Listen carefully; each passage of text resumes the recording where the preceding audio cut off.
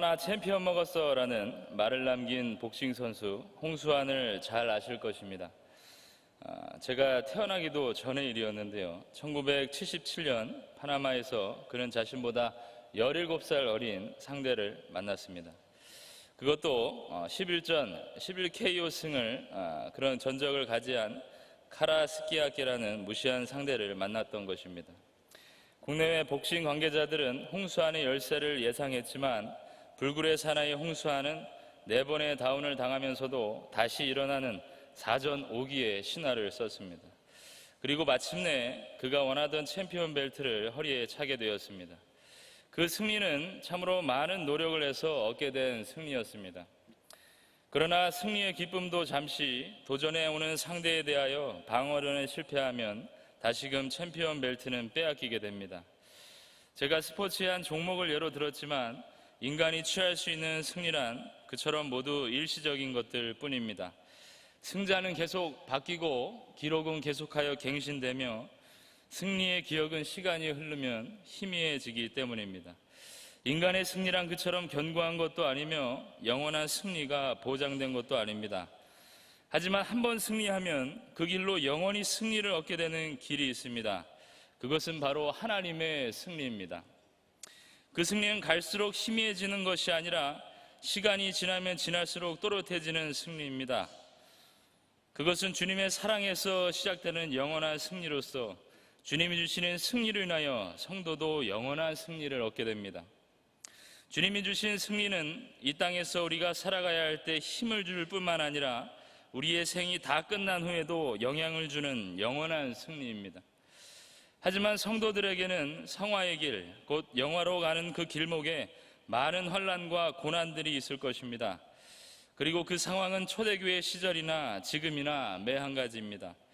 약 2000년 전 그들은 예수 그리스도를 믿는다는 이유로 십자가에 달려 창에 찔려졌으며 산채로 불에 탔고 원형 경기장에서 맹수들의 밥이 되었으며 예배를 드리기 위해서 자신의 재산과 모든 것을 버리고 땅속으로 숨어 들어가야 했습니다. 저자인 바울은 이 사실을 잘 알고 있었습니다. 오늘날도 마찬가지로 그리스도인들은 환난과 핍박을 받으며 살아갑니다.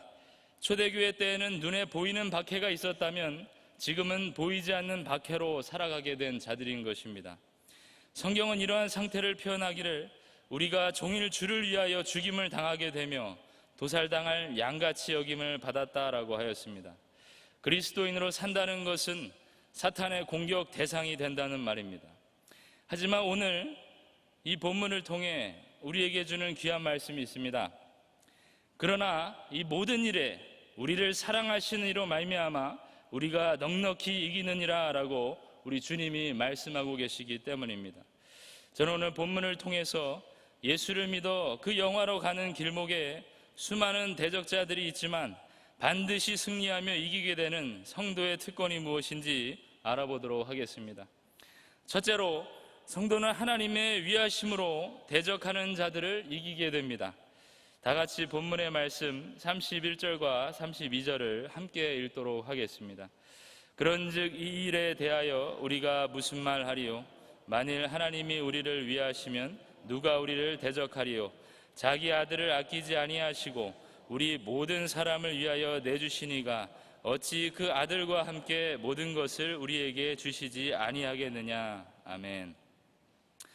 바울은 AD 57년에서 58년 사이 로마시에 있는 로마교회, 로마 성도들을 향하여서 복음의 교리, 곧 구원의 위대함에 대해 편지하게 되었습니다. 바울은 그러면서 그런즉 이 일에 대하여 우리가 무슨 말을 하리요라고 하였습니다. 이것은 하나님이 친히 그 백성들을 구원하신 일에 대하여 우리가 더 이상 무슨 말을 더하리요? 라는 질문입니다. 그것에 대하여 우리가 무슨 말을 덧붙일 것인가? 라고 반문하는 것입니다. 바울은 구원할 자를 미리 정하신 주님의 절대하심에 관하여 그 누구도 반박할 수 없는 것임을 전하고 싶었던 것입니다. 그렇다면 여기서 우리는 누구를 말하는 것입니까? 그것은 본문 위에 8장 28절에 나오는 대로 하나님을 사랑하는 자, 곧 그의 뜻대로 부르심을 입은 자들을 가리키고 있습니다. 다음 30절에는 또 미리 정하신 그들, 부르시고 부르신 그들, 의롭다 하신 그들, 영화롭게 하신 자들이라고 표현되어 있습니다. 이어서 바울은 하나님이 우리를 위하면, 하나님이 우리를 위하시면 누가 우리를 대적하리오라고 하였습니다. 여기서의 대적이라는 말은 정면으로 맞서는 것을 뜻합니다. 그리고 그 하나님을 대적하는 자의 정체는 사탄입니다. 그 사탄은 온갖 대적의 도구들을 총동원하여서 하나님과 맞서는 자입니다. 사탄은 그처럼 하나님의 구원 계획 가운데 있는 백성들을 유혹해서 하나님과 멀어지게 하는 일이 그의 주된 일입니다. 그 사탄은 인류의 조상인 아담을 죄에 빠뜨려 사망에 빠지게 하였습니다. 그렇지만 여기에 있어서 바울은 어떠한 감격에 차 있습니까?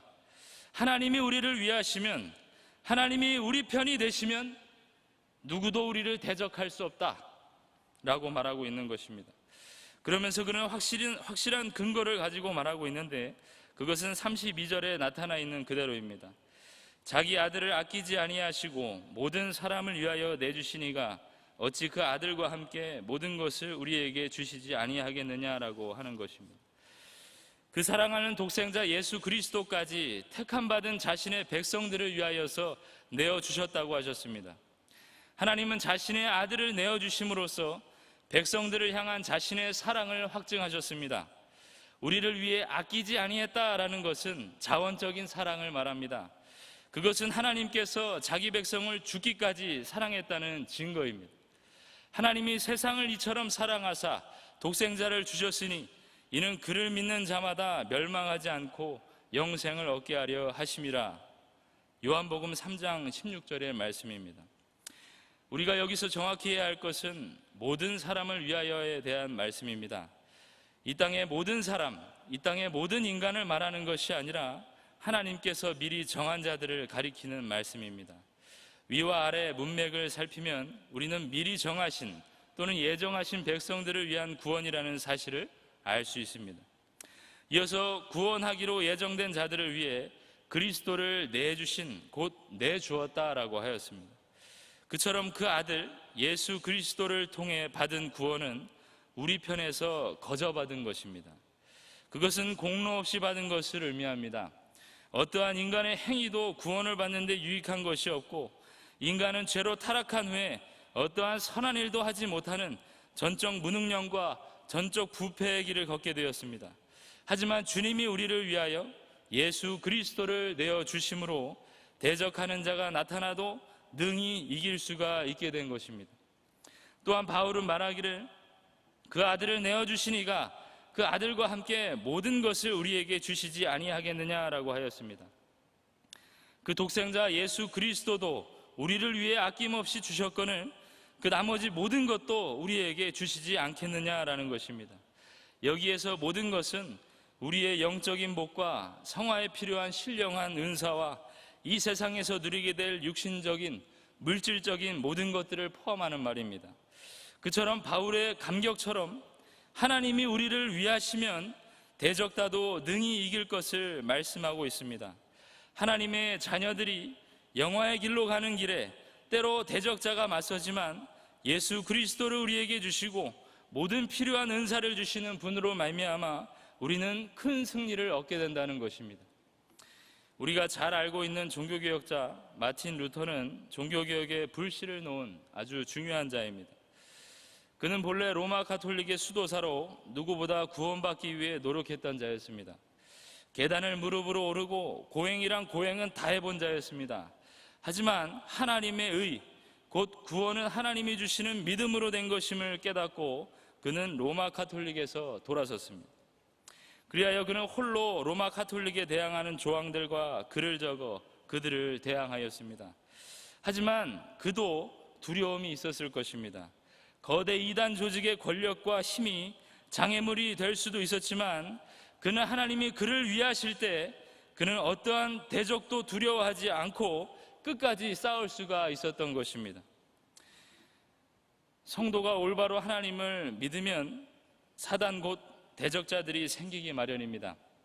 예수 믿기 전에는 전혀 없었던 일들을 마주하게 되는 것인데 예수 믿기 전에는 원수와 짝하고 살았기 때문입니다.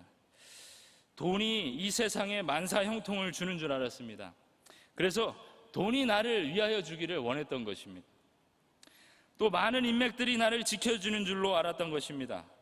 그래서 나에게 도움이 되는 인맥을 찾아 무슨 짓이든 하고 살았습니다. 또 세상의 명예와 화려한 것들이 사람을 즐겁게 해주는 줄 알았습니다. 쾌락이 인간이 즐길 수 있는 최고라 하여 자신의 욕망과 음란과 소욕들을 채우며 살아갔습니다. 하지만 예수를 바로 믿으면 모든 것들이 바뀝니다. 그것은 예수 그리스도가 우리의 삶의 목적으로 바뀌어지기 때문입니다. 하지만 여기에 있어서 마귀가 가만히 있지 않습니다. 끝까지 방해하려는 작전을 펼치게 됩니다. 주일 성수를 하려고 하면 믿지 않는 가족들이 난리가 납니다. 3대 헌금과 비전 헌금을 작정하려고 하면 자꾸 돈 나갈 때가 생깁니다. 11조를 하지 말라고 정면으로 마주칩니다. 마음 먹고 기도하려고 하면 기도 못하게 마주치고 모든 일에 그렇게 정면에 사탄이 막아서게 되는 것입니다. 그러면 우리는 그 사단 앞에 무릎을 꿇습니까? 그렇지 않습니다. 하나님이 우리를 위하시면 누가 우리를 대적하리요? 라고 하지 않았습니까? 주님은 우리가 하는 모든 일에 대적자들을 물리쳐 주시고 그들을 이기게 해주시는 유일한 분이십니다. 오히려 자기의 아들까지 내어주신 분이 우리가 구원받는데 혹은 이 땅을 살아가는데 필요한 것들을 채워주지 않으시겠습니까?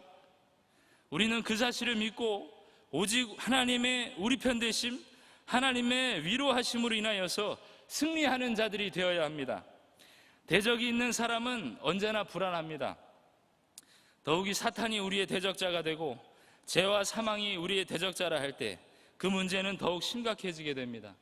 왜냐하면 그 대적의 결과가 사망이요 영벌이며 저주요 영원한 심판이기 때문입니다. 하지만 하나님이 위하시는 성도는 대적을 두려워하지 않습니다. 두려워하지 말라, 내가 너와 함께함이라. 놀라지 말라, 나는 내 하나님 됨이라. 너를 도와주리라, 참으로 나의 의로운 손으로 너를 붙들리라 라고 말씀하셨기 때문입니다. 하나님은 사단과의 전쟁에서 언제나 우리를 위하시는 분입니다. 하나님은 우리에게 독생자 예수 그리스도를 내어주시며 모든 필요한 것들을 채워주시는 분이심을 믿으시기 바랍니다. 그리하여 우리는 하나님의 위하심만을 간절하게 바라며 살아가는 자들이라는 사실을 반드시 명심하는 가운데 우리를 위해 예수 그리스도를 내어주신 그 하나님의 사랑에 감사하여서 하나님의 위하심으로 이 세상에서 당하는 모든 대적 간의 싸움 가운데 넉넉한 승리를 얻는 성도들이 되시기를 간절히 바랍니다. 두 번째로, 성도는 하나님의 의롭다 해주심과 예수님의 간구로 사단의 고발과 정죄에서 벗어나게 됩니다. 다 같이 본문의 말씀 33절과 34절을 함께 읽도록 하겠습니다. 누가 능히 하나님께서 택하신 자들을 고발하리요? 의롭다 하신 이는 하나님이시니 누가 정죄하리요? 죽으실 뿐 아니라 다시 살아나신 이는 그리스도 예수시니 그는 하나님 우편에 계신 자요 우리를 위하여 간구하시는 자시니라. 아멘. 바울은 더해지는 두 개의 질문을 통하여서 택함받은 자녀들을 향한 하나님의 사랑을 담대히 드러내고 있습니다. 먼저 누가 능히 하나님께서 택하신 자들을 고발하리요? 의롭다 하신 이는 하나님이시니라고 하였습니다. 그것은 비난을 퍼붓는다는 내용입니다. 그 고발자는 재판장 앞에서 우리의 죄를 마구 들춰내는 사탄입니다. 사탄은 그처럼 하나님의 자녀들을 하나님께 고발하는 일을 하고 있는 것입니다.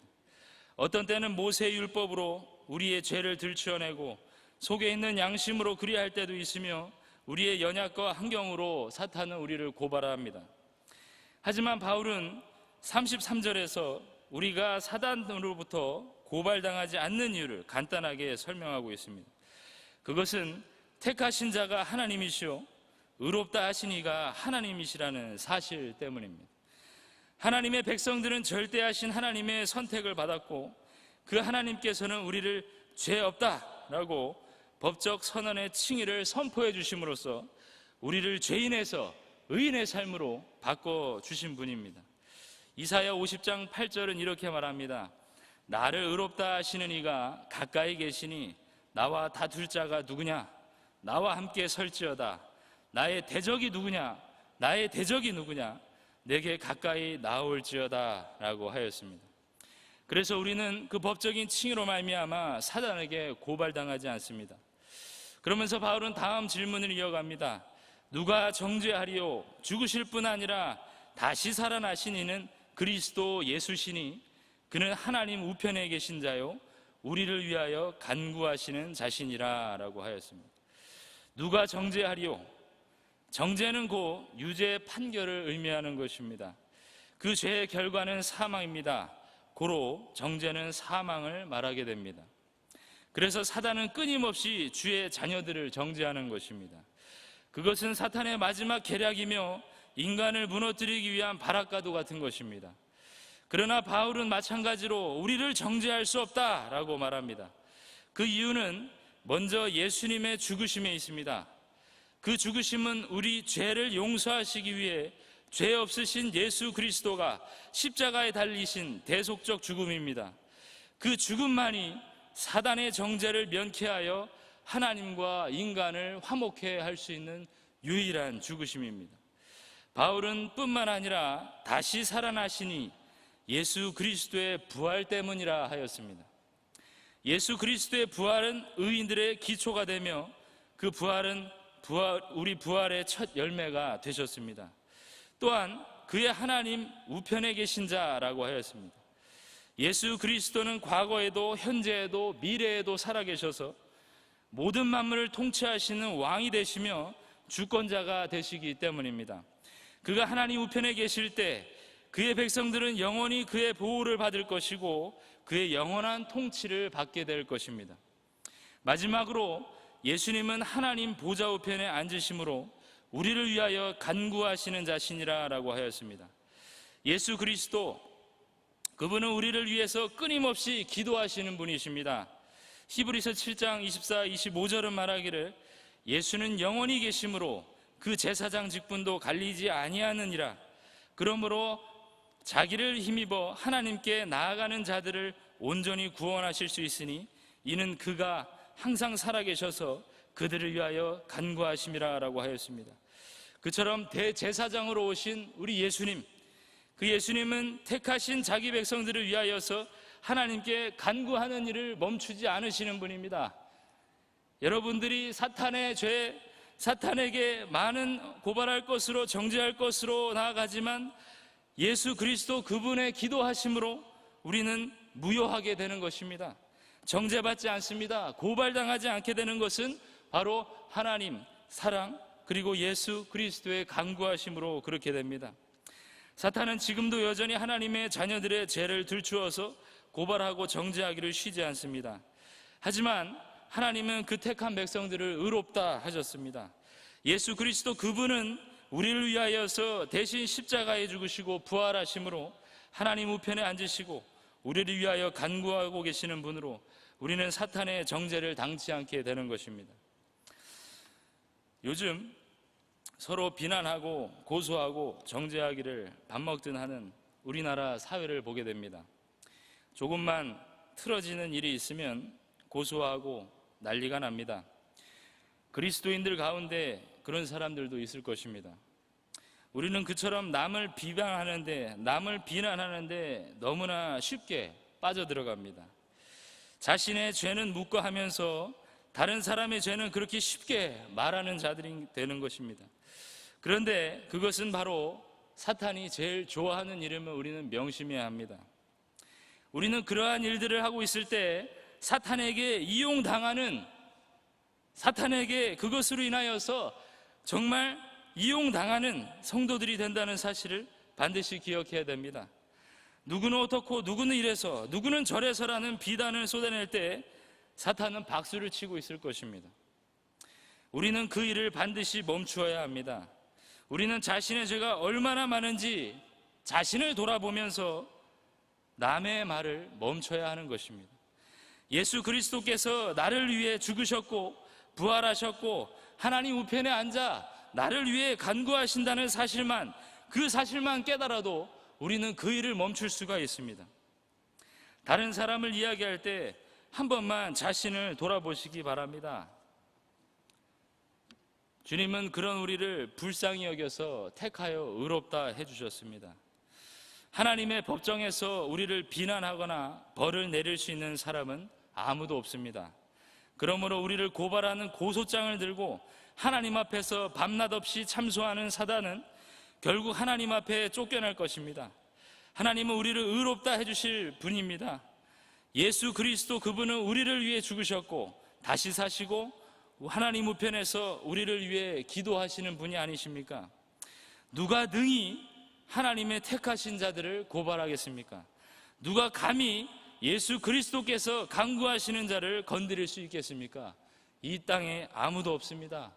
고로 우리는 그 하나님의 택함 받은 자로, 의로운 자로 살아가야 하는 것입니다. 사탄은 여전히 우리 안에 있는 죄를 향하여서 고소장을 써서 하나님께 호소하지만 우리 주님은 쳐다도 보지 않습니다. 오히려 자신 아들 예수 그리스도를 통하여서 우리에게 정죄당하지 않는 삶을 허락하여 주셨습니다.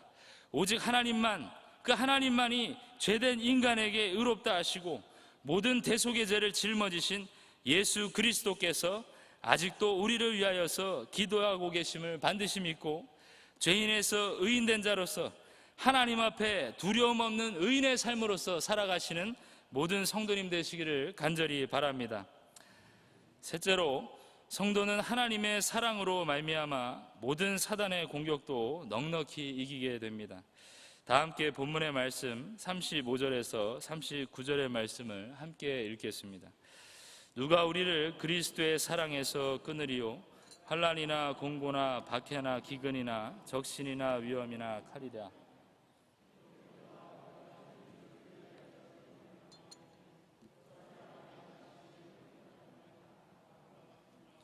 그러나 이 모든 일에 우리를 사랑하시는 이로 말미암아 우리가 넉넉히 이기느니라. 내가 확신하노니 사망이나 생명이나 천사들이나 권세자들이나 현재일이나 장래일이나 능력이나 높음이나 깊음이나 다른 어떤 피조물이라도 우리를 우리 주 그리스도 예수 안에 있는 하나님의 사랑에서 끊을 수 없으리라. 아멘. 바울은 이제 영화로 향하는 대단원의 마지막 질문을 하고 있습니다. 그것은 35절에 기록한 대로 누가 우리를 그리스도의 사랑에서 끊으리요? 라는 질문입니다. 그것은 사탄 마귀의 어떤 계략에도 하나님의 사랑에서 우리를 끊어지게 할 수 없다는 바울의 확신입니다. 그리스도인들이 승리하는 궁극의 원동력은 오직 그리스도의 사랑뿐입니다. 그 하나님의 무조건적인 선택과 그 사랑은 예수를 우리에게 보내셨고 그 예수로 인해 우리는 세상에서 넉넉히 승리하게 된다 하였습니다. 그 하나님의 사랑은 환난에서 이긴다고 하였습니다. 환난은 예수 믿는 일 때문에 밖으로부터 오는 모든 종류의 고통을 말합니다. 또 곤고를 이긴다 하였습니다. 곤고는 헬라어의 좁은 방을 의미합니다. 그래서 좁은 감방에 갇혀 말과 행동에 제약을 받는다는 의미를 갖고 있습니다. 이것은 예수 믿는 일로 내적으로 받는 압제의 고통을 뜻합니다. 또 박해를 이긴다 하였습니다. 박해는 복음의 진리를 파수할 때 겪는 고통을 말합니다. 포수가 짐승을 사냥할 때 총을 겨누면서 그 뒤를 추격하는 경우를 뜻하는데 예수님은 하나님의 자녀들이 말씀 때문에 이러한 추격에 핍박을 받을 것이라 하였습니다. 기근을 이긴다 하였습니다. 기근은 박해의 결과로 오는 배고픔과 고통을 가리킵니다. 예수 때문에 받는 굶주림의 슬픔을 가리킵니다. 또 적신을 이긴다 하였습니다. 적신은 예수 신앙 때문에 오는 헐벗는 고통을 가리킵니다. 위협을 이긴다 하였습니다. 여기서의 위협은 박해자나 아니면 천재지변 등의 신변의 위협을 가리킵니다. 마지막으로 칼의 위험을 이긴다 하였습니다. 칼은 생명을 빼앗는 도구로서 권력의 박해자들에 의해 목숨을 빼앗기는 순교의 상태를 가리키는 것입니다. 바울은 여기서 이러한 상태에 놓인 성도들을 표현하기를 시편 44편 22절을 인용하였는데 도살당하는 양의 모습과도 같다 하였습니다. 하지만 주를 위하여 죽임을 당하게 되는 자들은 결코 죽지 않게 됩니다.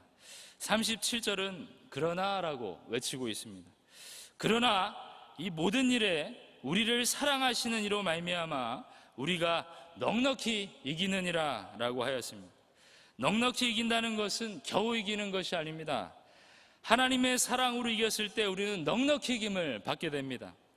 38절은 그러한 바울의 확신에 찬 모습이 여김없이 드러납니다.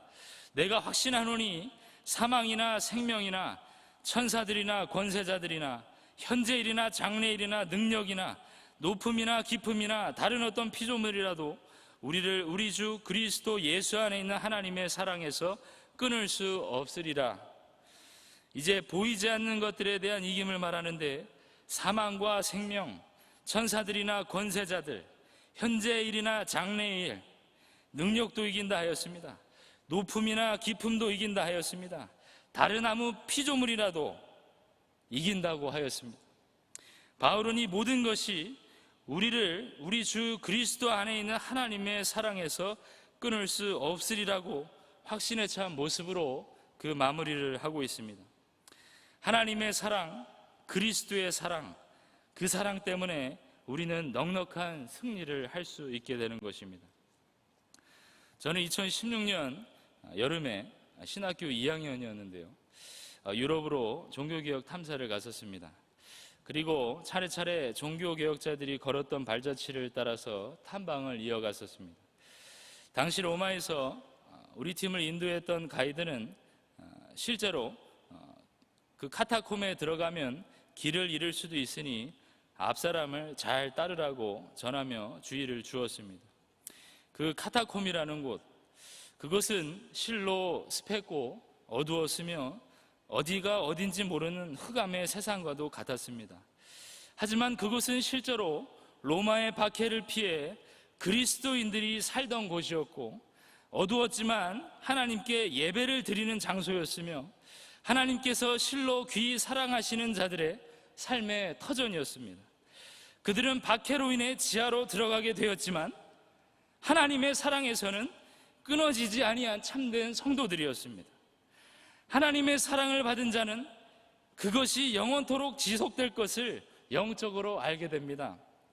그래서 그 신앙을 지키기 위해서라면 땅을 파서라도 들어가서 하나님을 예배하는 것입니다. 설령 그것이 저 높은 하늘이라 하여도 깊은 바닷속이라 하여도 우리는 하나님께로 속한 자라면 두려워하지 않고 어디든 갈 수 있는 성도들이란 말입니다. 그처럼 하나님의 사랑으로 연결되어 있는 끈은 하나님 때문에 절대로 끊어질 수가 없습니다.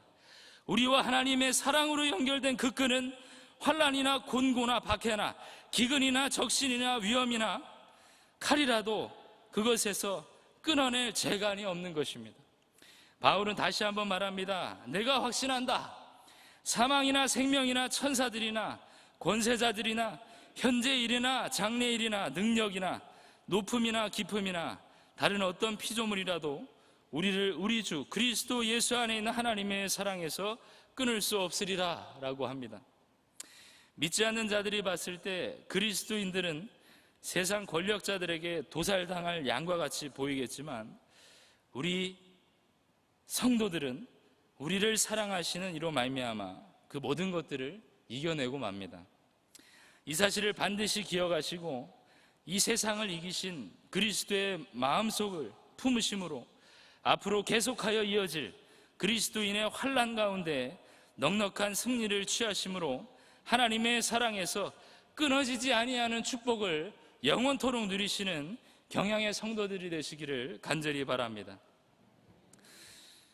성도 여러분, 헌신을 다짐하시는 제789 남전도회 회원 여러분, 여러분들은 하나님 앞에 어떠한 직분을 받으셨습니까? 지난주, 이번 주죠. 하반기 직원 임명식을 하였습니다. 코로나라는 참으로 어려운 상황 속에서 구역장으로, 찬양대로, 교사로 하나님 앞에 나아가시는 분들이 있었습니다. 비록 그 숫자가 코로나 이전보다는 많지는 않지만 저는 하나님께 감사했습니다. 하나님, 이런 시기에 저희들을 불러주셨군요. 이런 어려운 시기를 통과하라고 하나님 저희들을 불러주셨군요. 여러분들은 어떠한 직분을 받아 그 일들을 통과하고 계십니까? 장로의 직분을 받았습니까? 집사의 직분을 받았습니까? 권사의 직분을 받았습니까? 아름다운 이름 성도의 이름을 받았습니까? SFC 운동원의 이름을 받았습니까? 교사의 이름을 받았습니까? 찬양 대원의 이름을 받았습니까?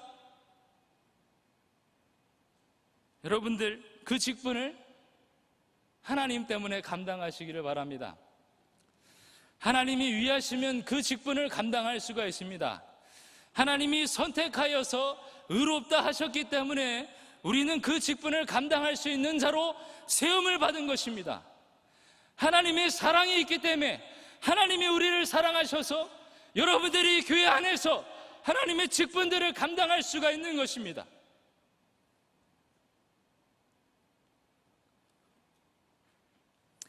제가 필리핀에서 감사하게도 1년 반 동안 선교 훈련을 받게 되었습니다.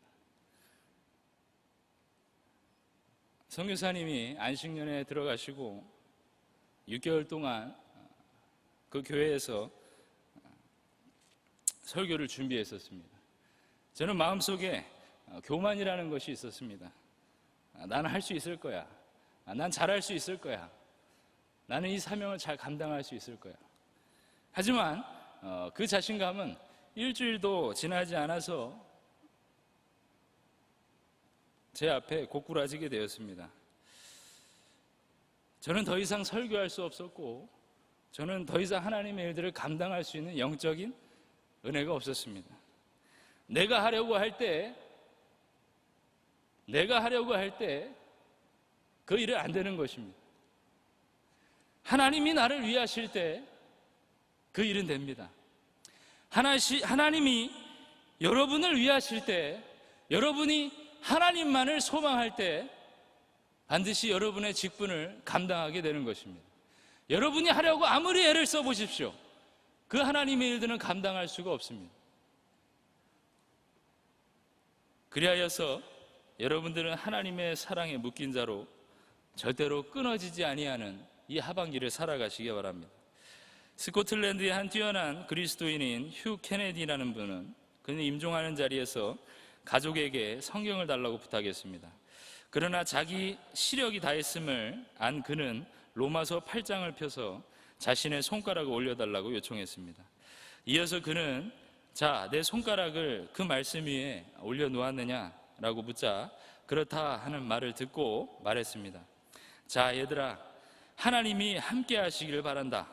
나는 너희들과 아침상을 들었지.